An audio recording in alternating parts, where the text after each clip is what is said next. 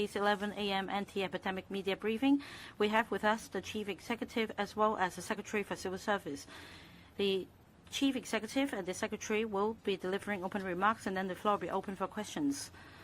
And please, meanwhile, observe social distancing and wear a mask here. Chief Executive, friends from the media, Hong Kong citizens, good morning. This morning,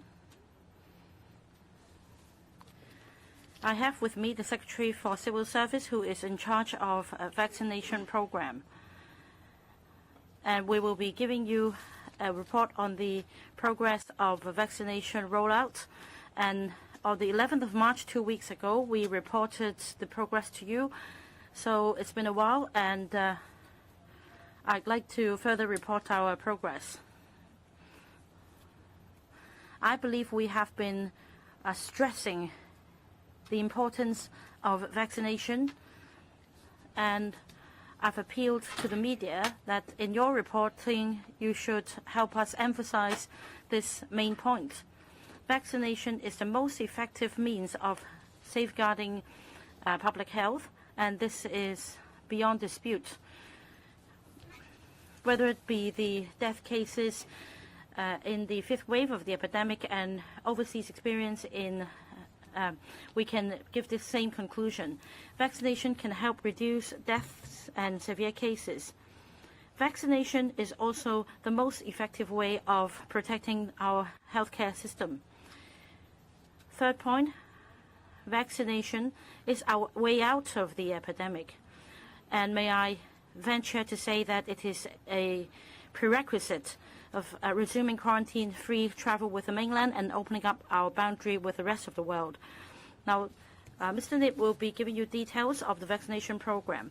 So I'd just like to repeat that all along we rely on scientific evidence in implementing vaccination program in relation to the priority groups for vaccination, the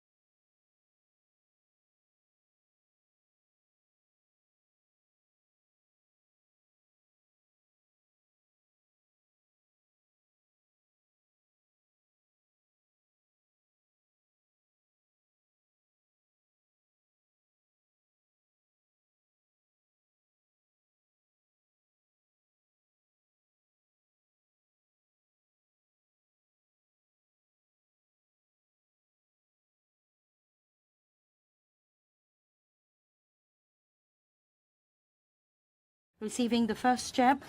Altogether, we have 6.5 million in our population receiving the first jab, and that is 89.5%.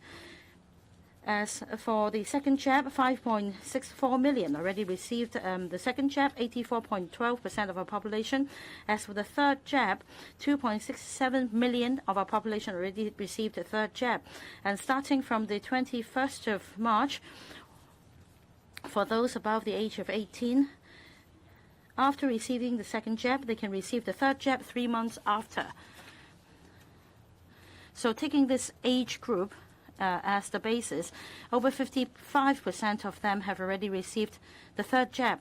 For elderly population above the age of 60, for those who already received 2 jabs 3 months ago, now for this age group, the vaccination rate is close to 70%.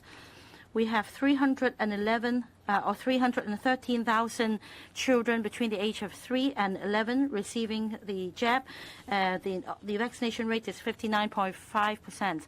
We have targets for vaccination rate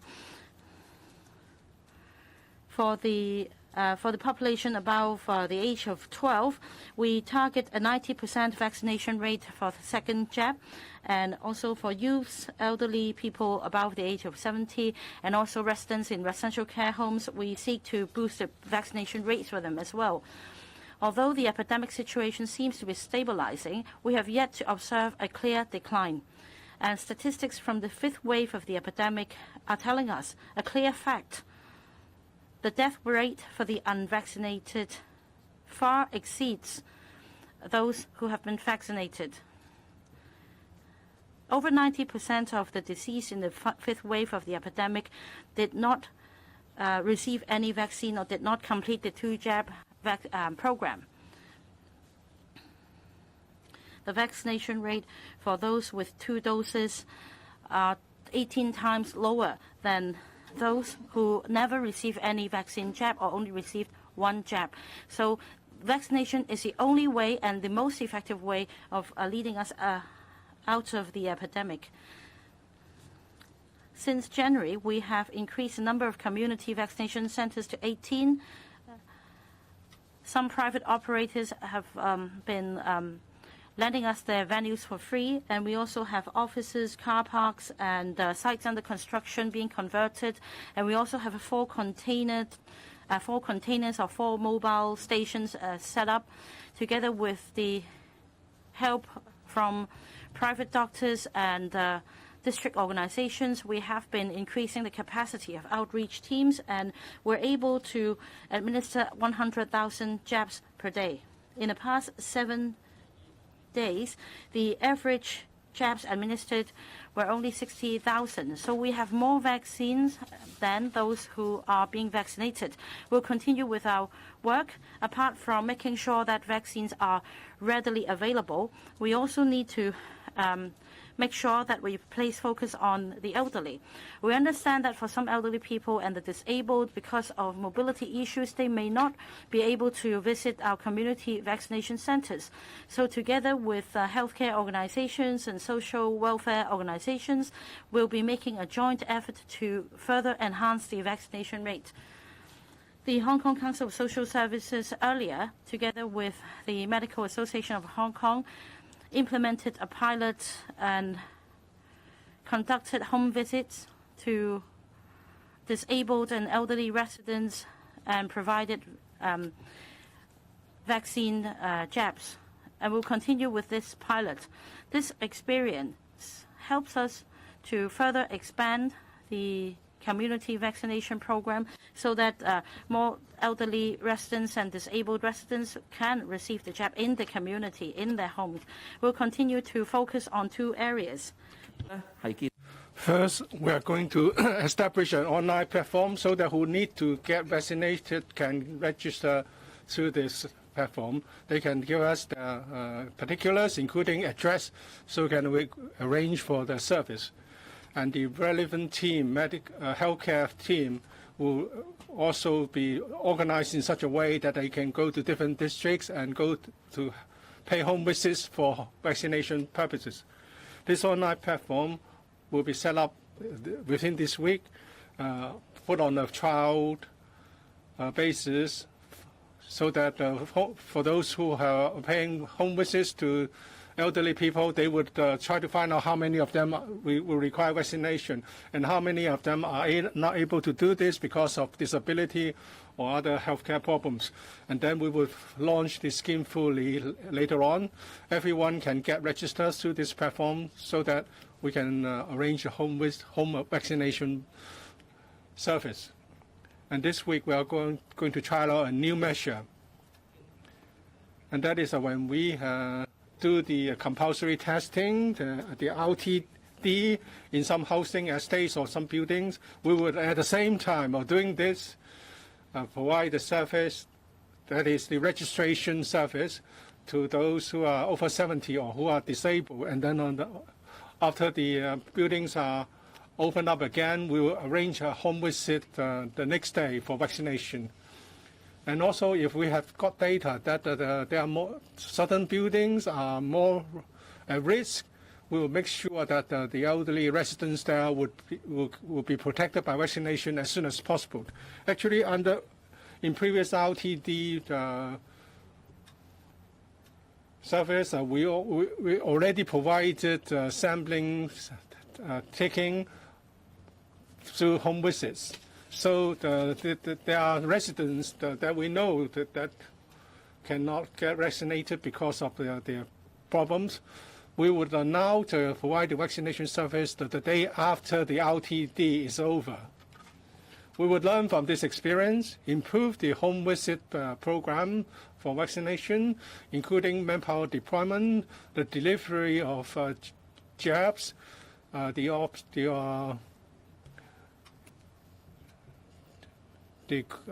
observation period to be observed, as well as the arrangement for outreach teams to get to them. So may I remind members of the public that if they have elderly family members who can really go to a vaccination center or to a mobile vaccination when they should do this without waiting, because the earlier they get vaccinated, the better protected their family members are. On the 18th of March, we already reached the first stage of our objective, and that is we would cover 1,100 RCHEs and homes for the disabled for the vaccination of at least the first dose, so that we can have the coverage we want. We have set ourselves the second stage objective, and that is we'll arrange our outreach teams or doctors to do this within the coming 3 weeks, and that is before the 15th of April. We would arrange at least 2 rounds of visits to the 1,100 homes for the administration of the second jabs, or to administer the first one if they haven't been given any. As at the 24th of March, for 43,300 residents of these homes have been vaccinated through our outreach teams, or have been given the jabs in our centers. The vaccination rate is now 56%. For some residents of these homes, they may want to get by BioNTech vaccines. We have arranged outreach teams to do this. This has already begun. Children is another major group that we would like to protect. We would like to for getting the vaccination rate for those in the age group of 3 to 11 to a new level. We have arranged with the Education Bureau, the PTAs, and principals associations to arrange for a variety of channels for vaccination service. Apart from private doctors, and they can also make group appointments so that their students can go to a community vaccination center or to the student health center operated by the Department of Health to get vaccinated. Or alternatively, they can have outreach teams going to the schools to provide the vaccination to students and their parents. Well, it's already the 395th day of the pandemic. We have learned a hard lesson. It has shown us that vaccination is very important to protect our health. I sincerely urge everyone, civil servants, doctors, healthcare workers, and everyone to support the vaccination program. This is key to our program to combat the epidemic. Everyone should get the vaccinations to protect Hong Kong and our population. We now have a Q&A session. Please raise your hand. When your name is called, please tell us your organization, and then we'll give you the microphone. The middle one with a laptop.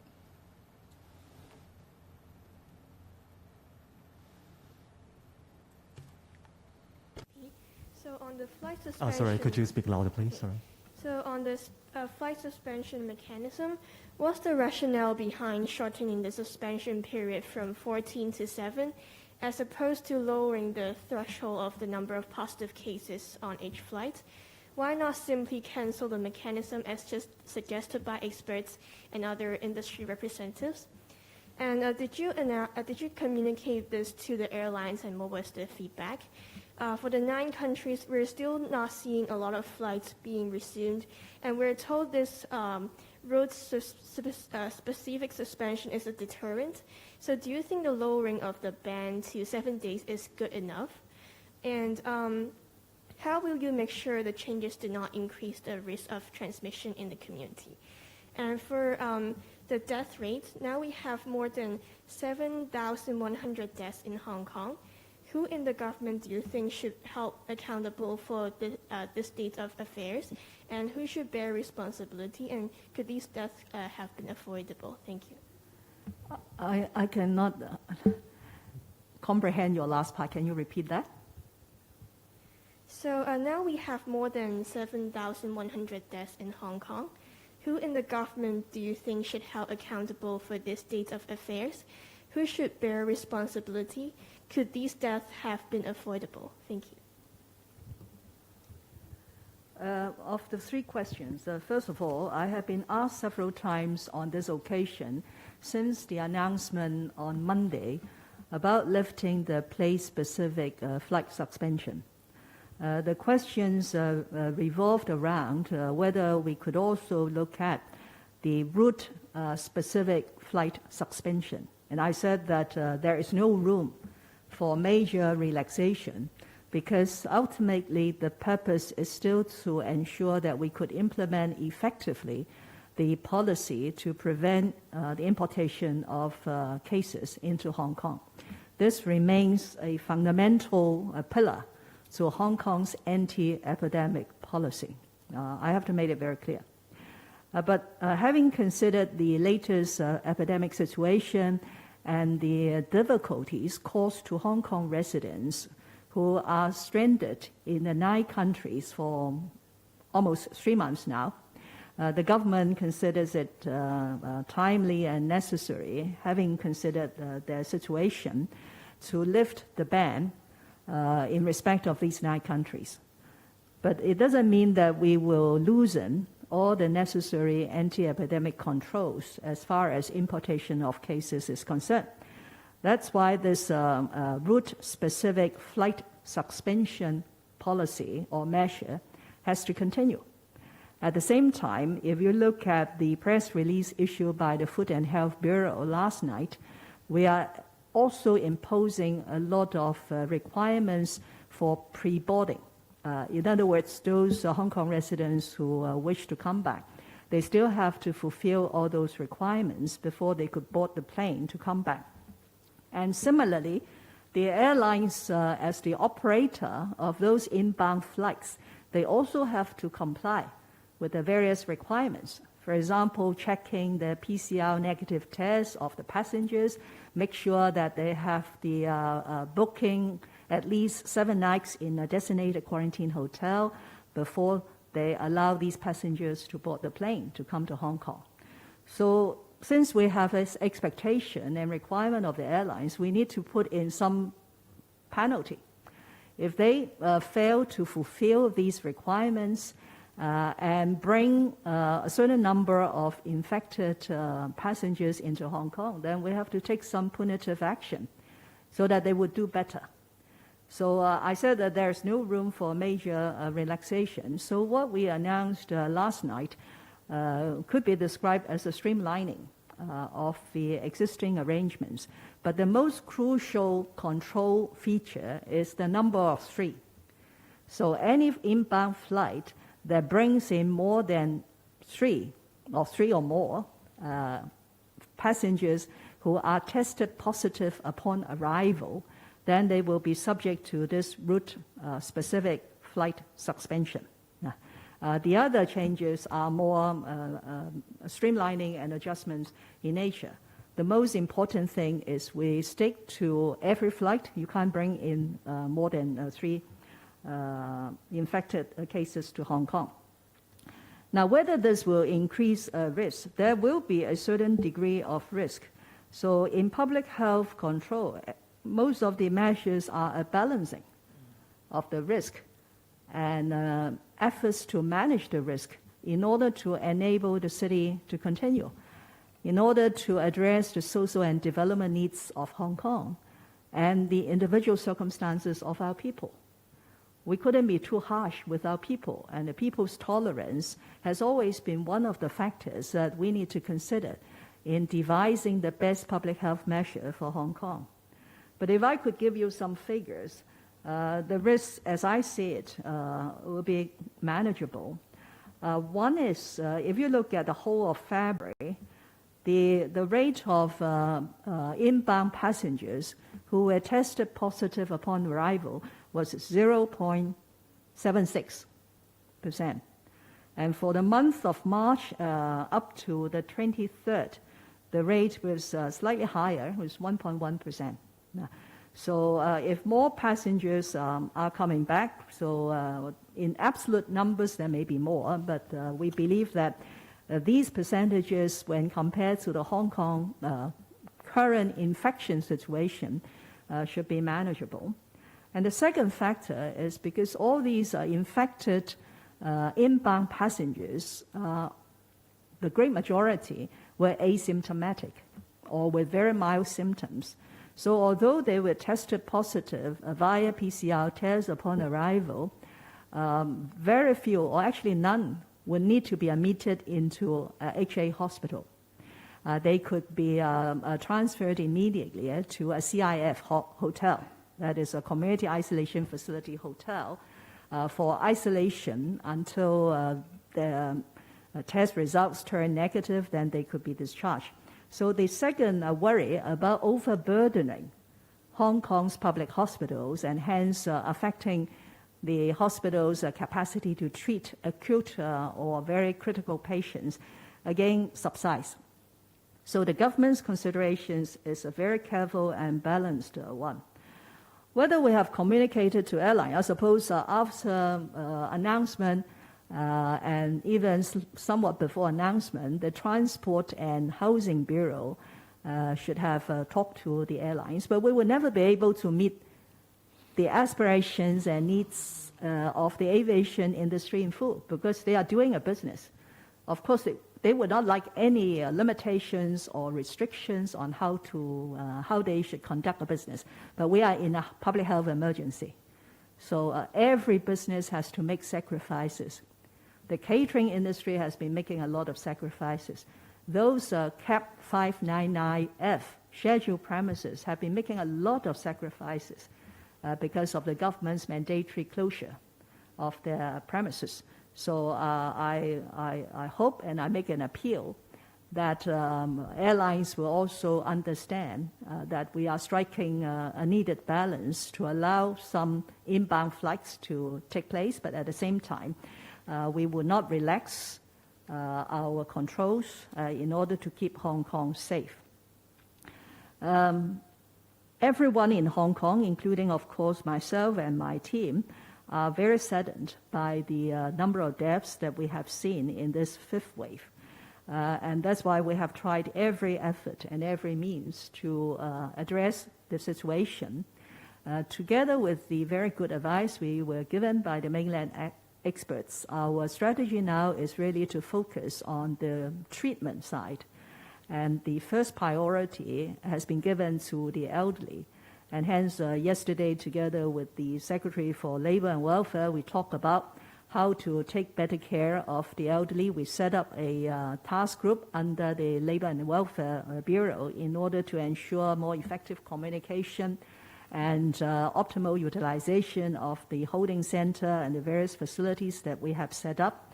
And today, the Secretary for Civil Service is urging people to receive the vaccination so that we could protect our elderly better. Thank you. 下一位記者嘅提問。 Next reporter. This reporter in a brown top. Good morning, Chief Executive. I am from Hong Kong 01. I have a number of questions. First, earlier you mentioned that whether you could not decide whether we should coexist with the virus or adopting the dynamic zero strategy. And then in a subsequent media interview, you maintained that the policy should be achieving dynamic zero infection. Is it upon the central authorities' instruction that you maintain this version so that you could resume quarantine-free travel with the mainland? In February, when there was exponential growth of confirmed cases, you stated that the CUT, compulsory universal testing, will be conducted in mid-March. And now you said that the best time is still to be explored. Do you agree that you have, in fact, passed a wrong judgment on the right time for the CUT?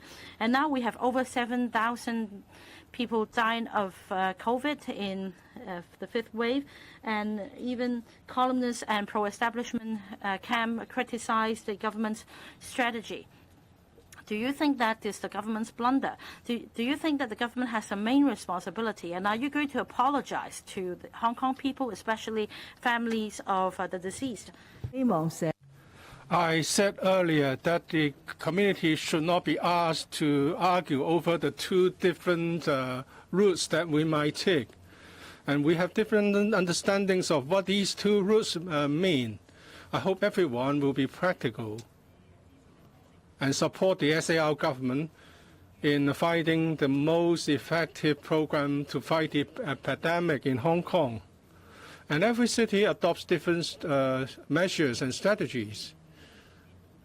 We have seen in recent days that Shanghai has adopted a new way of fighting the epidemic. And we have 2 years of experience. We have been trying to find the best way of doing this in Hong Kong. But this is a dynamic situation. The epidemic is changing all the time. With the we found the first Omicron case on the 31st of December, and then we suppressed the spread of this variant. But unfortunately, at a later stage, we had a problem with a case in a isolation hotel. A person there was infected by another patient nearer the time of completion of the isolation period.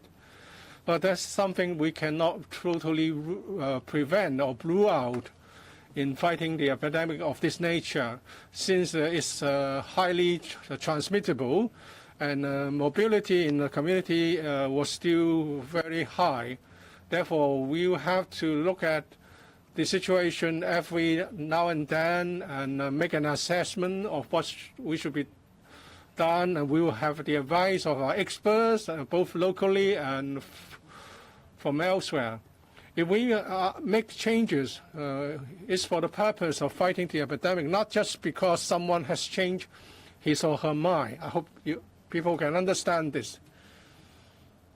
And in regard to the community-wide testing, we always believe that timing is the the paramount importance. No one expected that after February we had such an outbreak. The peak was on the 3rd or 4th of March. If we did not tell people that we are trying to refining the details and we were trying to get support from the central government, if we didn't do that and make an announcement later, people would blame us for not telling them that we had a plan like that. But we need to look at the capacity. We have to ensure that we have the capacity to carry it out. Otherwise, just empty talk. I think the day before yesterday, we were talking about distributing the essential packs to fight the epidemic. Again, we had to consider the capacity to make the deliveries. We have mobilized 5,000 to 10,000 volunteers to help us, and we have to do the packaging intensely so that we can give every one of the 3 million recipients a pack. So in this process, we have been doing our utmost to ensure that we do really shoulder the principled responsibility to fight the epidemic, which is what we are trying to do day in and day out. And we have been trying to make amendments and make improvements, which you may think is an adjustment of not just the measures but the policy. What we are trying to do is to make sure that we can emerge from the epidemic as early as possible. The lady at the front. I'm from Hong Kong Economic Journal. 2 questions. You said earlier that you have an open mind about setting up a review committee on the epidemic. It's been rumored that you would like to get someone internally to head the review committee. But with the purview so high for the review committee, would you not considering appointing a judge or someone independent to chair the review? And it's been said that Hong Kong has the insufficient community capacity so that we cannot do the community-wide testing as we like. But has it got anything to do with the disqualification of district council members so that we have a diminished capacity as a result? It's been announced that under the Labour and Welfare Bureau, there will be a task force set up for this purpose. But now people are criticizing us that we are trying to use a working group within the Labour and Welfare Bureau to take the place of the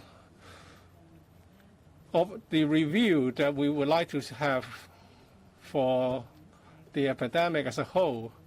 But the LWB, the working group, would be looking at the elderly residents and the service and isolation of elderly homes residents. We know there's room for improvement in some of our elderly homes. We need to make improvements, especially perhaps, for example, the ventilation. Therefore, we have a interdepartmental working group set out, headed by the Permanent Secretary for Labour and Welfare, so as to look at the subjects related to the elderly residents and confirmed cases among the elderly residents of these homes. So we would like to get these people affected by the epidemic to go to the holding center direct instead of going to the A&E department first. And if an elderly resident is confirmed with the infection, do they need to go to 1 or 2 convalescence hospitals or centers before they are transferred to the holding center that they need? I've asked the Labour and Welfare Department, Labour and Welfare Bureau to look into this and make better arrangements. But this will not take the place of the review committee that we talked about earlier. But this is a major public health risk involving quite a large number of deaths. This is a major incident. I want to send my condolences to every bereaved families, and I've said that the review can cover a wide range of topics, including our healthcare system, our welfare system, our public health system, and the interaction of these systems, and whether the coordination and linkage are organized in an effective manner, and also the fact that we have a cluster system in the hospital authority. Is it the best arrangement to deal with an epidemic? Well, I believe in this particular case, a dedicated hospital network will be better. And I have personally dealt with several cases of review committees.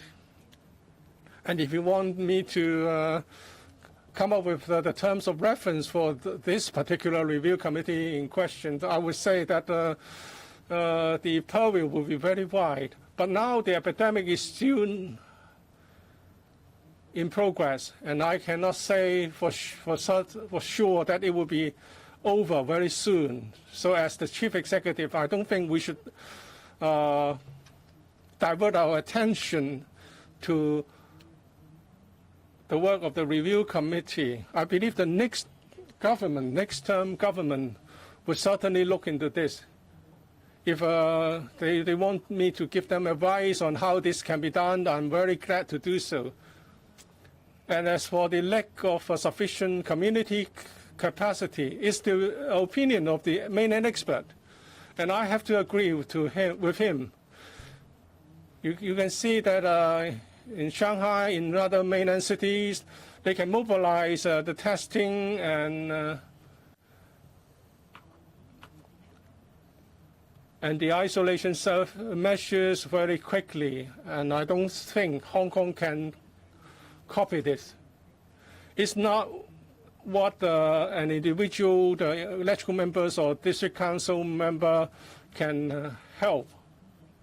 So I don't think this because of the changes to our district councils and that we had the capacity and now we don't. Next question. This lady reporter over here. I'm from Cable. Good morning. Professor Gabriel Lam today said that for major mainland cities, the epidemic is emerging, and it is really difficult for allowing Hong Kong people to return to the mainland whilst the epidemic situation in Hong Kong is still severe, and we should understand the country's needs and not to stir up trouble. What is your view on that?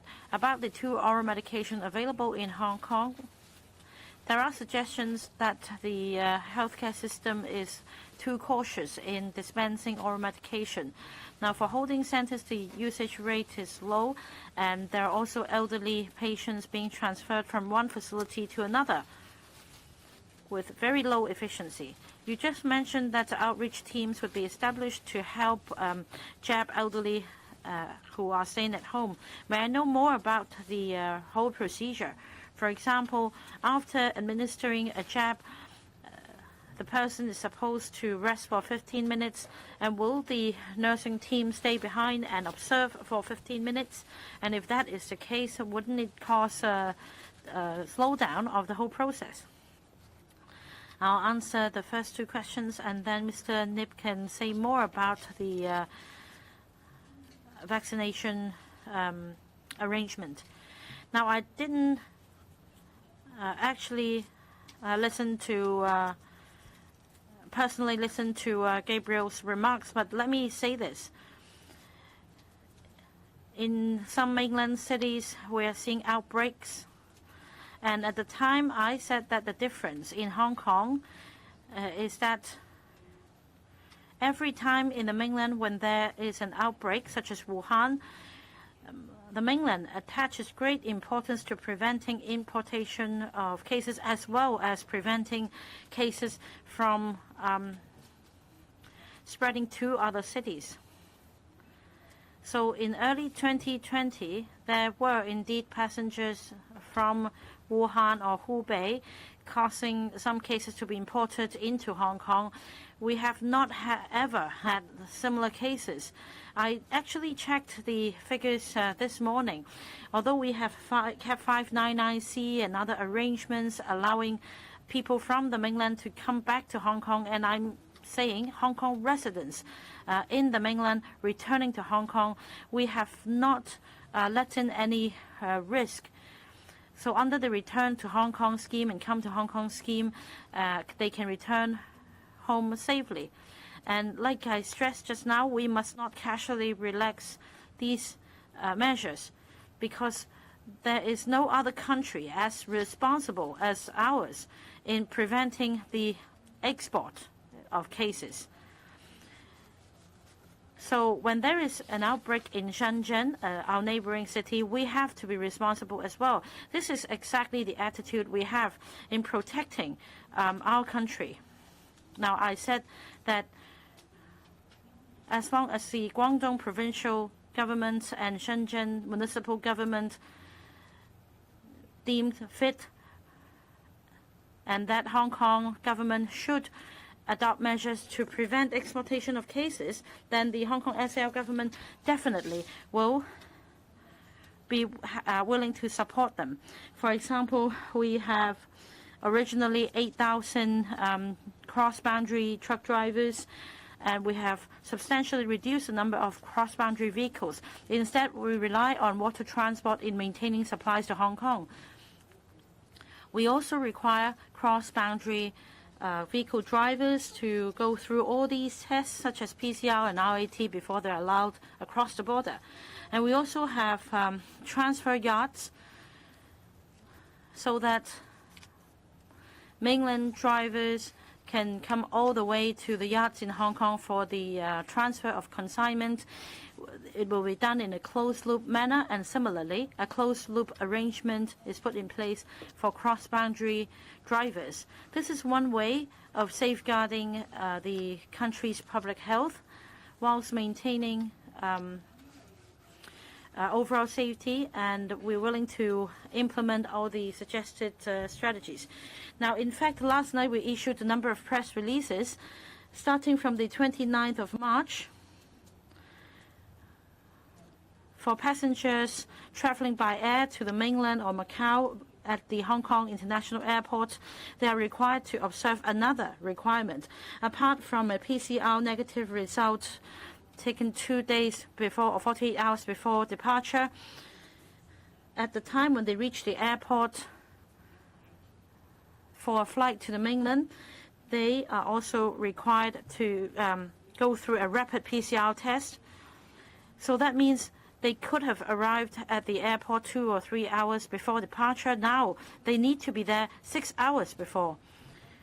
Now this creates inconvenience to Hong Kong residents, but then we are responsible for preventing exportation of cases to the mainland. The Hong Kong SAR government arranges for free this rapid PCR test at the airport, so that passengers can take this test for free before boarding the flight. In this way, we can prevent exporting more cases to the mainland. In fact, on the 21st of March, we already implemented this arrangement at land border checkpoints, but then on the 29th of March, we started to implement the same arrangement for passengers traveling to the mainland by air. So that means the Hong Kong SAR government is taking responsibility. The other question, we have stressed a number of times that we have 2 antiviral oral medication for COVID-19, and we've stressed that we have procured a sufficient quantity.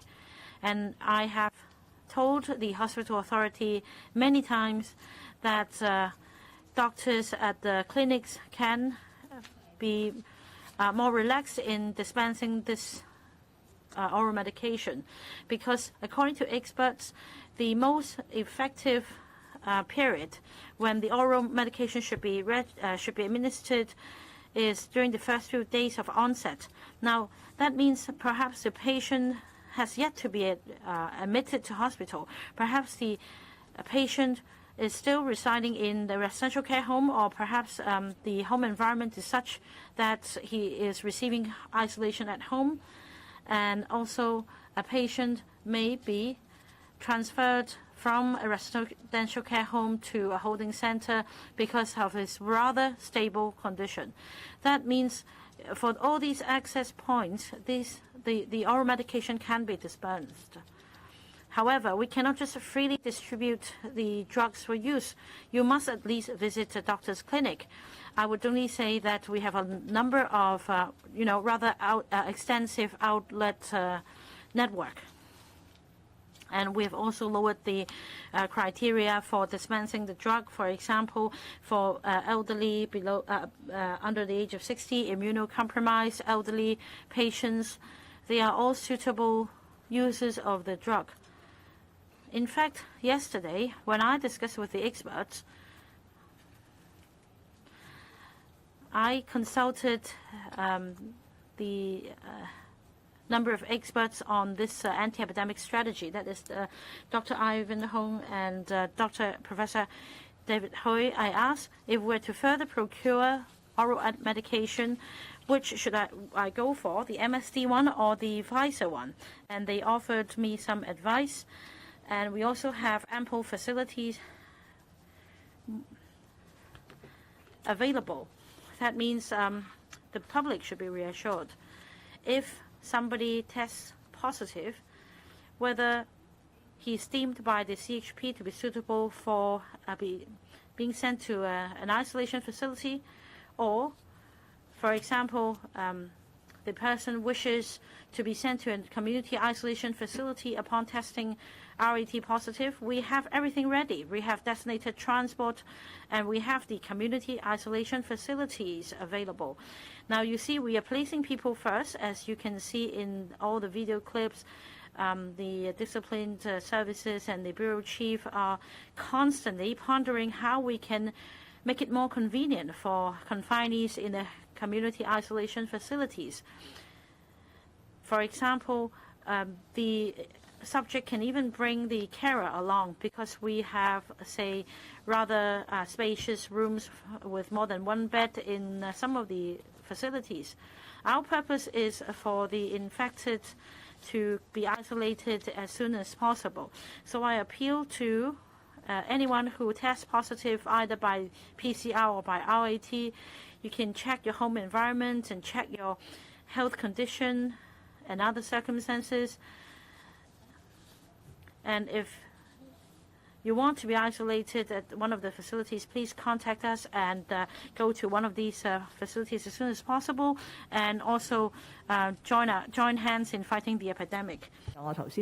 Well, the problem of passing the elderly patient around from facility to facility, well, that's why I have asked the Secretary for Labour and Welfare to steer the review.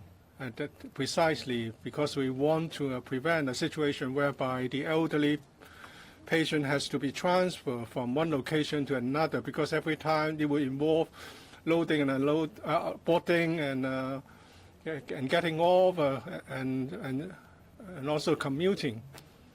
If the condition of the patient is stable, then the patient should be transferred out of an elderly home and to a facility that we have built. We have so many holding centers now.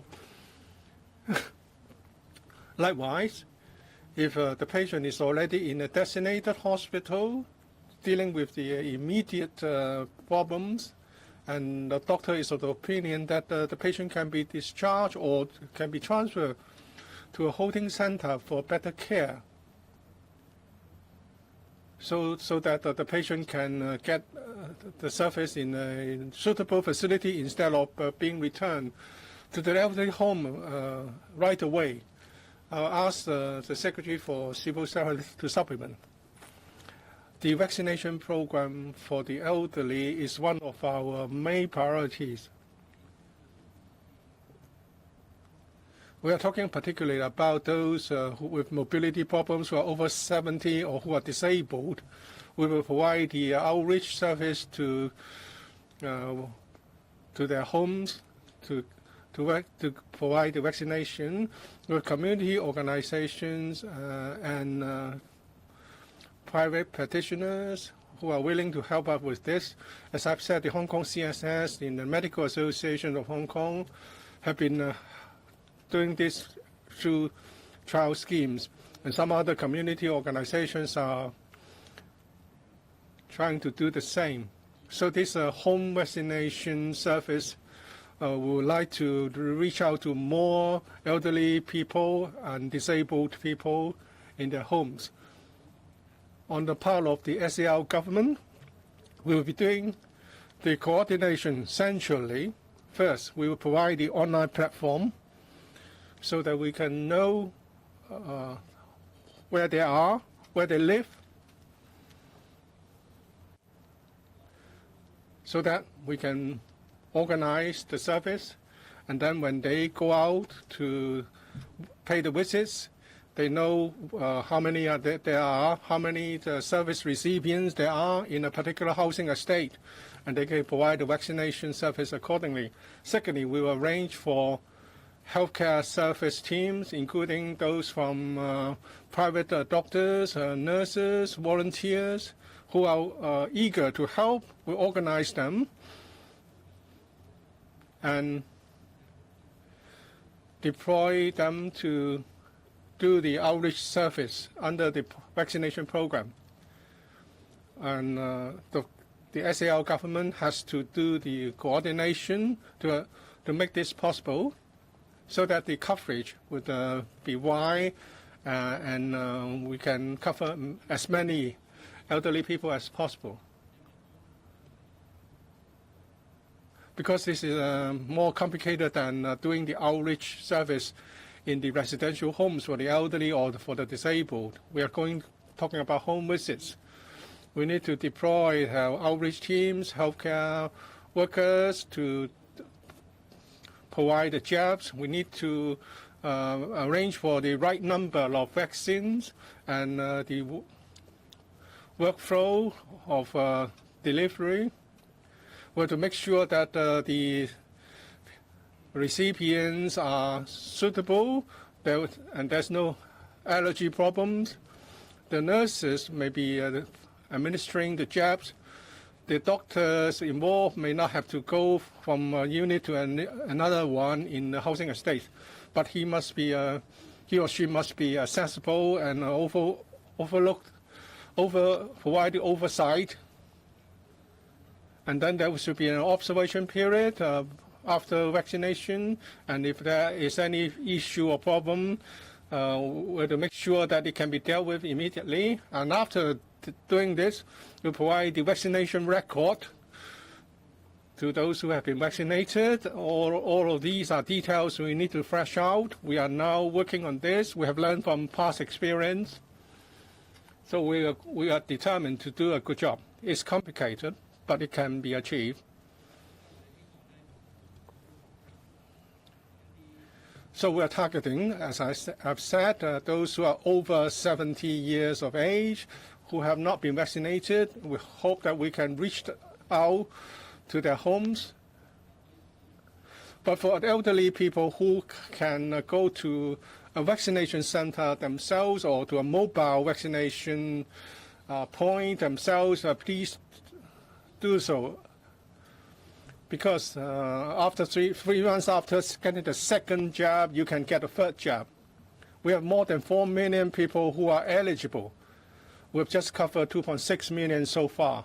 So more than 2 million people are due for the third jab. So time is of the essence. Get vaccinated soon.